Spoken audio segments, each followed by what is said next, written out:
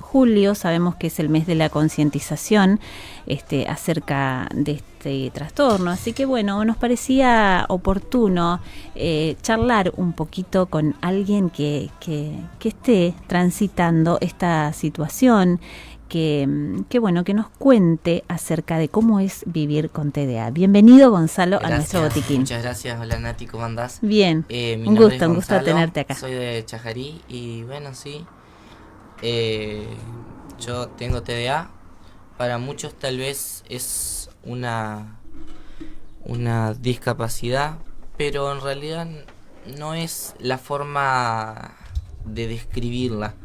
En realidad lo que es una condición que para muchos tal vez vos los ves en la calle o en la vida cotidiana y no te das cuenta a simple vista qué es lo que tienen o que simplemente tienen TDA. Pero para nosotros que lo vivimos muchas veces es más fácil darnos cuenta y vivirlo y darnos cuenta de quién lo tiene y quién no. Muchas veces a nosotros nos hacen bullying en la escuela, en los lugares.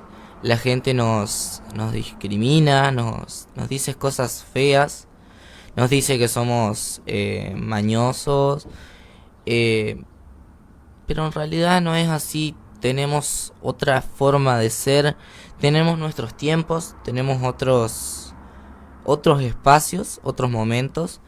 Por ahí somos y pensamos de formas más rápidas, más lento. Nos gustan hacer cosas que tal vez a otros no.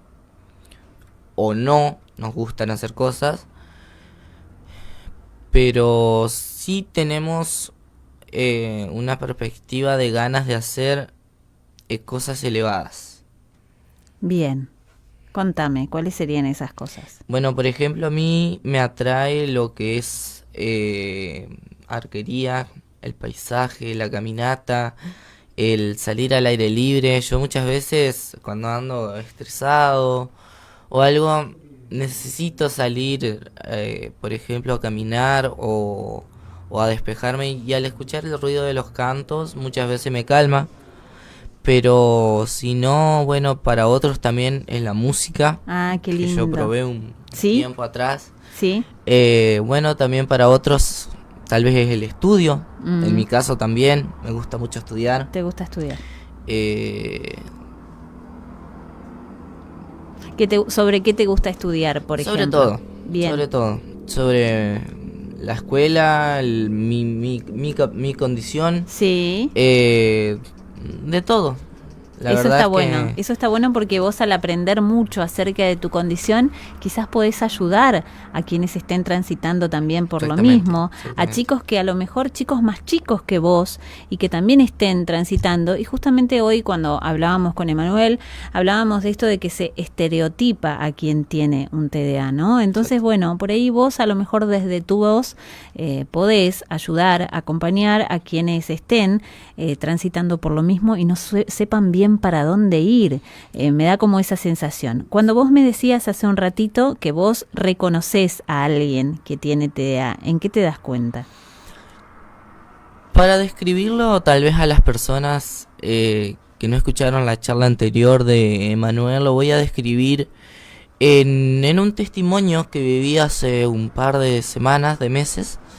Bueno, habíamos ido a un local con mi mamá a comprar y estábamos escogiendo mercadería cuando se escuchaba a un niño llorar. Y tal vez para muchos de los que estaban ahí, el nene, la gente habrá dicho, el nene es un mañoso, está haciendo maña, qué falta de respeto. Pero yo me detengo, mi mamá estaba cargando la mercadería en el carrito y yo me detengo y miro y le digo a mamá, mami, este nene algo le pasa. Algo tiene este nene. Bueno, terminamos de escoger la mercadería. Nosotros nos acercamos a la caja registradora, la saludo a la madre, todo, hola, ¿cómo le va? Y le pregunto, ¿cómo se llama su nene? No me acuerdo el nombre, ¿no? Pero El nene estaba llorando, estaba triste, estaba en una crisis. Claro. En ese momento estaba en una crisis. Yo antes también tenía ese tipo de crisis muy similar. Ahora en este momento no, ya estoy mejor gracias a mis psicólogos, mis médicos. Pero bueno. Y me arrodillé, me acuerdo, y le digo, ¿qué te pasa? ¿Estás bien? ¿Cómo te llamas? Y al nene, ponerle que se haya llamado Pedrito. Me llamo Pedrito, me dice. Y me dice, ¿qué te pasa? Tranquilo. Yo no sé cuál es tu problema o qué te anda pasando o qué situación. Y tampoco quiero saber, pero si te calmas y estamos más tranquilos, todos vamos a estar bien, le digo. Y el nenito se calmó, ¿viste? Automáticamente. Se para. Yo le había invitado a tomar unos mates antes. Y se para y agarra el termo y va a cargar. Cuando vuelve, le dice a su mamá, mami, ese niño es mi amigo. Pero para ese entonces ya había dejado de llorar. Ya es como que vos sabés, te sentís a gusto ayudando a los demás. Claro, qué lindo testimonio. El nene se reguló quizás con tus palabras o quizás con esto, ¿no?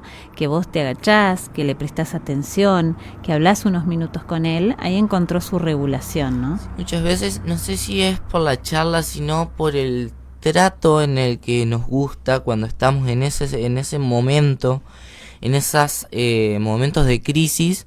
Muchas veces la gente habla alterada o rápido o en un tono amenazador, porque para nosotros estamos siempre a la defensiva, estamos siempre mirando todos los mínimos detalles.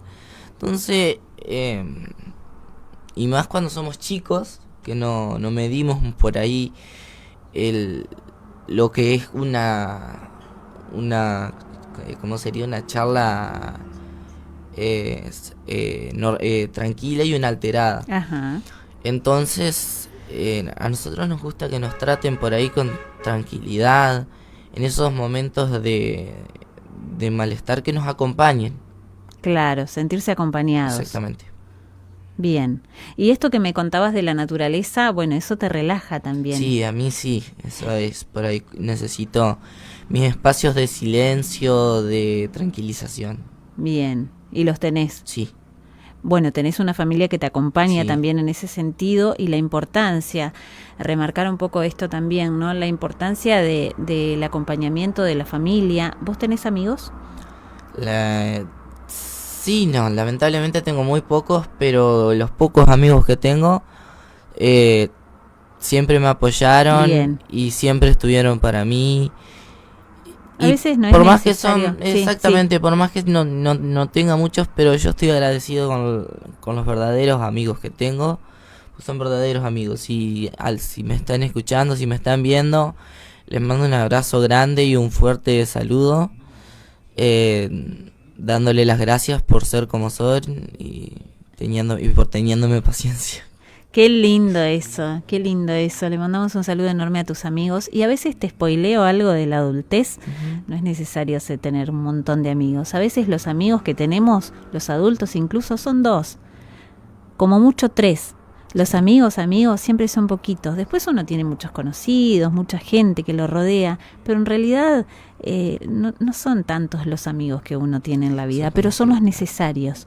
A veces tener 2 amigos o un amigo, un buen amigo que te entienda, que te acompañe, que no te juzgue, ya es suficiente. A veces uno tiene como esa idea, cuando es chico, cuando es adolescente quizás también, de tener un montón de amigos. No todos son amigos, son compañeros. Compañeros uno puede tener mucho, pero amigos, cuando vos me decís lamentablemente no tengo muchos amigos, no, es que yo está bueno. Tengo compañeros. Eso, sí, está bueno tener 2 amigos, o 3 amigos, claro, pero que sean esos amigos que te van a bancar, que si un día vos te sentís mal, podés confiar en ellos y decir, mira, hoy yo la verdad que me estoy sintiendo mal, claro, o me está pasando esto, que o necesito banquen. Eso, que te claro, banquen. Esos son los verdaderos amigos. Así que les mandamos un saludo a ellos que están ahí también. Y contame un poco de esto de la arquería. ¿Cuándo descubriste que te gustaba eso, esa actividad? ¿Qué te genera? ¿Qué te produce? ¿Cómo llevas eso adelante? Fue uno de estos días de invierno. Yo estaba yendo a la escuela. Ajá. Y a la vuelta, cuando vuelvo, paro y veo que estaban tirando arco y flecha. Y paro y pregunto a ver cómo es el tema, qué se experimenta, qué se siente. Y me dijeron, vení, probalo en carne propia. Bueno, me presenté el día siguiente y ahora tengo mi título, me encanta todo, tengo un torneo dentro de poco y es relajador. De eso. Qué lindo. La verdad es que es relajador. Qué lindo. Porque si bien en sí de estar ahí tirando y todo eso, es una actividad para desestresar y dejar todos los nervios atrás. Te despejas de todo. ¿No te aburren las actividades? No. Bien. No, porque siempre hay diferentes competencias en distintos lugares. Por ejemplo, ahora tengo una cerca de Paraná, creo que es, ¿o no? En Oro Verde. Ajá. Así que siempre estamos entrenando. Qué lindo. Qué bueno que hayas encontrado ahí en eso. Hoy me hablabas un poco de la música también y me imagino que es como que vas buscando dónde te sentís mejor, qué es lo que te gusta y qué te regula también, ¿no? Me hablaste mucho, me nombraste muchas veces la palabra estrés. Vos en el transcurso de tu día te sentís más estresado que tranquilo. Buscás como actividades para bajar un poquito y estar más tranquilo. Dentro de casa estoy más tranquilo porque no estoy tan rodeado de mucha gente. Claro. Afuera sí es como que me estresa y eso, pero al sentarme y respirar se va. Y estar viendo y diciendo todo va a estar bien, se va. Pero sí es por ahí, es complicado.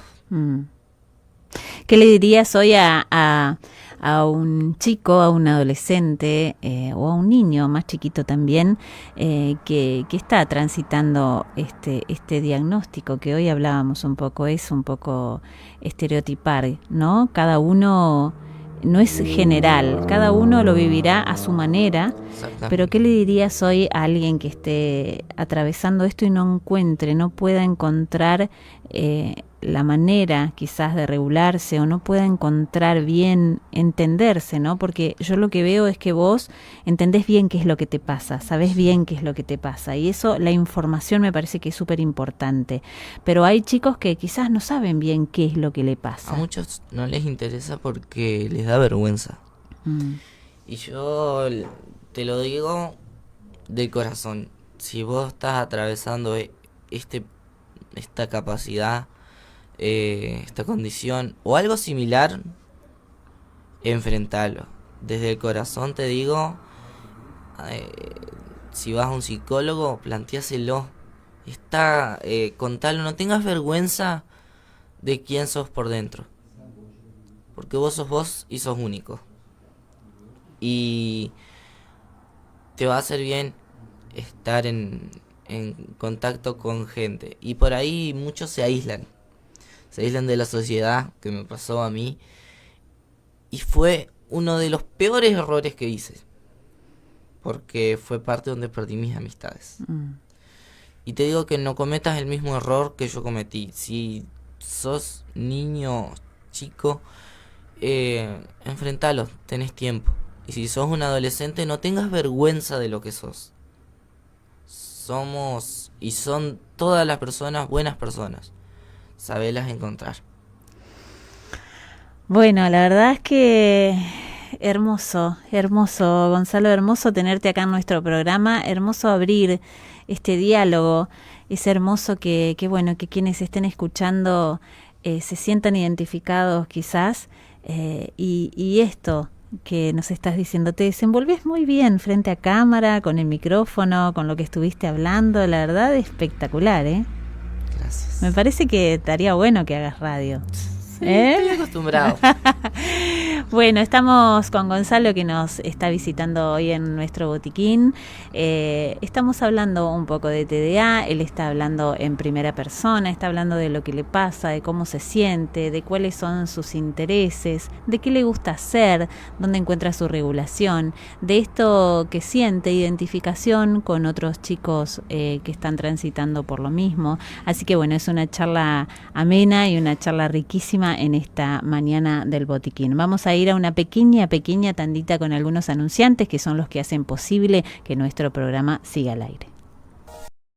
Te vuelvo a agradecer por estar acá esta mañana con nosotros y aportar tu granito de arena también para quienes, estén transitando por esta condición. Es riquísimo lo que estás diciendo, es hermoso cómo te estás expresando también y este autoconocimiento que tenés. Yo lo que puedo ver es que vos te conocés mucho, que vos aprendiste mucho acerca de esto que te pasa y me parece que eso es fundamental para después poder decir, yo me está pasando esto, esto es parte de mi condición, esto lo puedo modificar, acá yo encuentro mi regulación. Bueno, fuera del aire te preguntaba también cuando vos estás teniendo una crisis, que me decías que ya no son tan habituales como antes, te preguntaba si vos sentís cuando estás por transitar esta crisis, cuando estás por entrar en una crisis, si vos lo sentís antes, previamente o no. Bueno, en el momento, muchas veces en mi caso, eran instantáneas. Son ahora muy de vez en cuando, son instantáneas, o sea, vienen sí. Al momento, pero yo ya sé cómo regularme. Bien. Pero hay un detalle clave en esto. Yo hoy hace unos momentos atrás dije el no tener vergüenza, el expresarte como sos. Pero bueno, yo porque ya estoy avanzado y todo eso, pero lo que yo creo es que lo que me ayudó a hacer así es el autoconocimiento. Pero el autoconocimiento no solamente implica el conocer de qué es, sino el conocerse a sí mismo. Que abarca un montón de cosas, porque tenés que conocerte a vos mismo y que es complicadísimo hasta para mí. En estos momentos tenés que conocerte, saber bien cuál es, porque el TDA no es solamente una cosa, tiene millones de ramas que son diferentes en todo aspecto. Pero bueno, a mí me costó mucho tiempo descubrir cuál era mi parte de la rama del TDA. Entonces, en base a eso pude saber dirigirlo, controlarlo, y manejarme en los momentos de crisis. Muchas veces no puedo, tengo que esperar un tiempo, salir a relajarme, pero es complicado, no les voy a negar, es complicado. Es complicado. Y en este rol, en este autoconocimiento que me decís y en todo esto que aprendiste, hay un rol fundamental y es el de tu mamá, ¿no? Sí. Es la que siempre me acompañó en todo momento. Y sin el apoyo de ella no hubiera podido. Bueno, la tenemos acá en el estudio también a Griselda, que en un principio la entrevista iba a ser con él, pero también nos parece oportuno que ella desde su lugar de mamá nos cuente también cómo es tener un hijo, cómo es tener un hijo con esta condición, cómo es al momento de recibir ese diagnóstico y vos como mamá, cómo podés hablarle a otras mamás. Bien, buenos días Nati, buenos días audiencia. A ver si ahí se escucha bien, se escucha bien se está escuchando bien, a ver un poquito más cerca quizás. Buenos días. Bien. Sí. Como mamá, como familia, hay diferentes aristas, ¿no? Yo con él, por ejemplo, tuve algo que me hizo eco en la primera semana de vida. Que siempre que yo lo comentaba a muchos profesionales y me decían, vos estás loca. Porque cuando él era en la primera semana de vida, yo paso a presentárselo a una vecina que ya tenía 2 hijos, ella había hecho lo mismo con los suyos, y yo paso a presentárselo a ella, bebito, recién bañado, comido, bañadito, bien. Y ella vivía en un segundo piso, y cuando subimos, él nació en enero, y cuando hacía calor, pero ella tenía todo abierto, estaba lindo arriba, y él se sofoca y empieza a llorar y llorar, y una crisis de llanto, y ella me decía, bueno, ponelo sobre el pecho, ponelo, dale teta, dale el chupete, y nada funcionaba. Entonces eso fue para mí, fue como el primer indicio. Salimos porque salía afuera, me dice, ya anda nomás, porque el bebé no está cómodo. Salgo afuera y el bebé automáticamente se tranquilizó. Entonces, raro. Yo fui siempre una mamá muy observadora en todas esas cosas, y soy, o sea, en eso, por eso lo pude ayudar también. Y bueno, cada vez que yo decía eso, cuando lo llevé, yo lo llevé a él a los 4 años.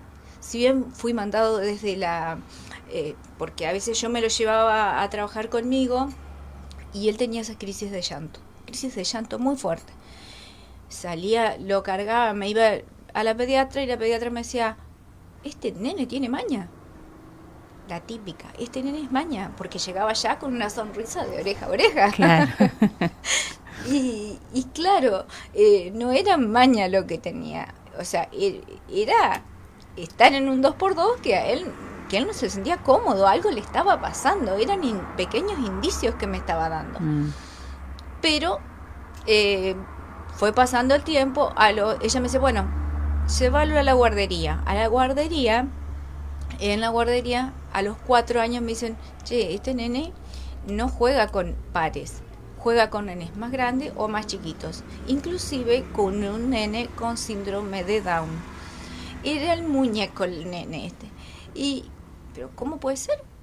Nadie juega con ese nene, y él y otro más jugaban con ese nene. Entonces, bueno, me hacen ir al psicólogo en ese momento, que yo digo siempre, que un nene de 4 años vaya al psicólogo es un error, porque más allá de que hay cosas, pero los que tenemos que ir al psicólogo somos nosotros los papás. Hace el psicólogo todo el test y me dice, che, no me da el test de 4, me da el test de 6. Bueno, listo. Lo ve el neurólogo me dice, bueno, no, este nene, si no se adapta ahora, no le va a gustar nunca la escuela, va a tener siempre problemas, va a ser un antisocial. Y me dice la pediatra, ya para eso había cambiado de pediatra, me dice la pediatra, no, me dice, yo no estoy conforme con ese diagnóstico, vamos a ver que lo vea otro. Cuando lo llevé a Buenos Aires, y me dice, no, él tiene un diagnóstico, o sea, acá hay otra cosa, tiene un trastorno al cual hay que medicar. Y yo decía, medicar, no, a los 6 años. Claro, sí. No, medicar, no, hay que medicarlo, pues la va a pasar mal. Lamentablemente me dice, estamos en Argentina, la va a pasar mal.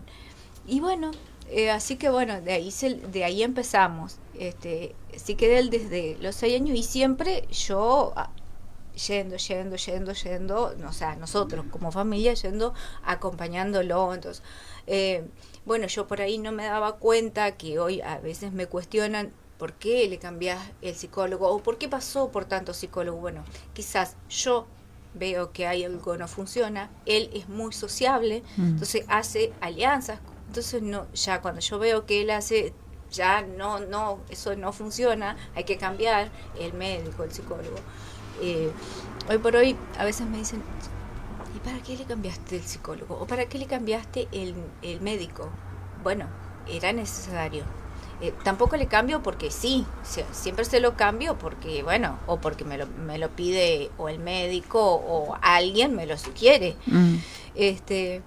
Pero bueno, me ha pasado eso. Y de hecho, bueno, he estudiado, siempre estudiando, tratando de estudiar lo que es TDAH, lo que es, a mí me gusta mucho la psicología, entonces bueno, siempre tratando de estudiar una cosa, estudiando la otra. No es lo mismo que psicología, pero me he recibido de counselor, justamente a mí me ha ayudado a entenderme a mí y a entenderlo a él más. Y una vez que yo pude entender y desde el proceso que yo hice mientras estudiaba, en esos 4 años y medio, es como que pudimos ir aceptando, porque es difícil aceptarlo como familia, sí. Es muy difícil. Y a veces pasa cuando le dicen a la familia, tu hijo tiene esto, tu hijo tiene... Y es difícil. Y yo los entiendo a los papás, porque los papás no quieren tener, y aparte ya se sabe que es un camino tedioso. Lamentablemente es un camino tedioso.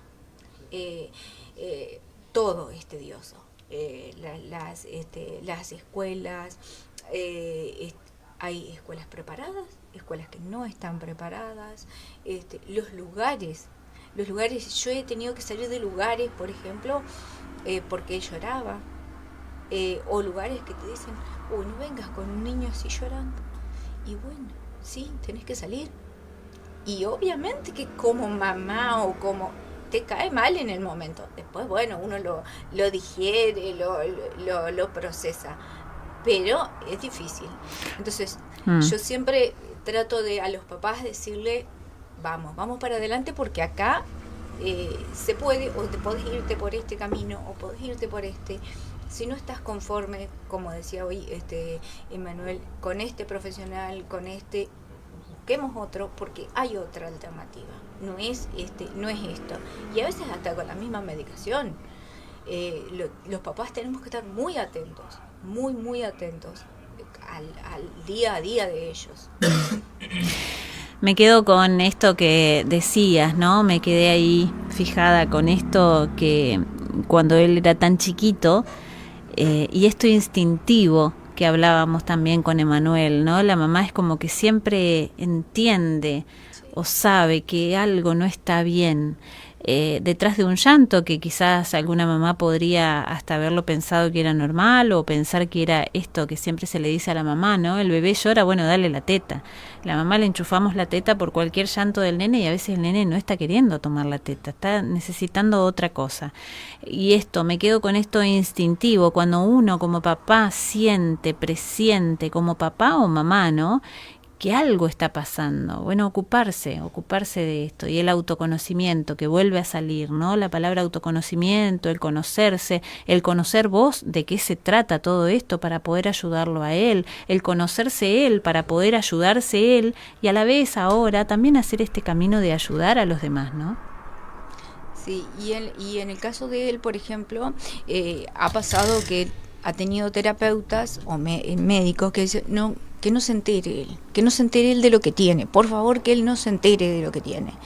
Y él mejoró desde el momento en que se le empezó a decir y empezó a entender qué era lo que tenía, y que él empezó a estudiar qué era lo que él tenía. Qué interesante, qué interesante. Ahí tenemos oyentes que nos están escribiendo también. Sandra dice, hay un contexto alrededor del niño. Desde el ámbito educativo se acompaña con los recursos que se tienen, pero en general hay desconocimiento en cuanto a diagnósticos.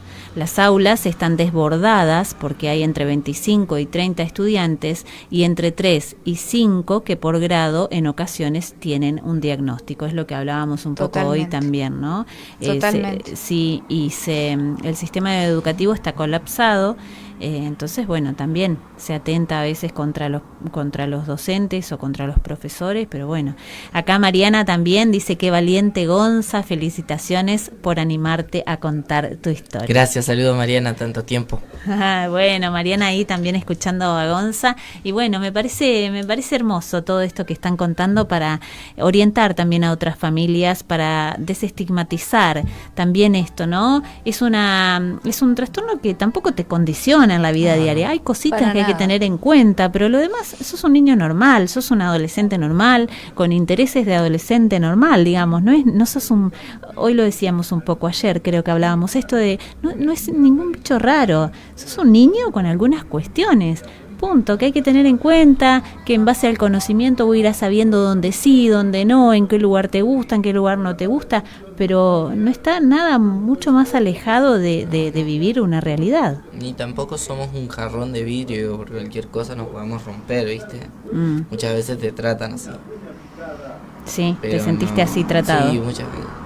pero yo por lo menos soy bastante resistente en ese sentido y no me voy a romper muy fácil. No, bueno, qué bueno esto.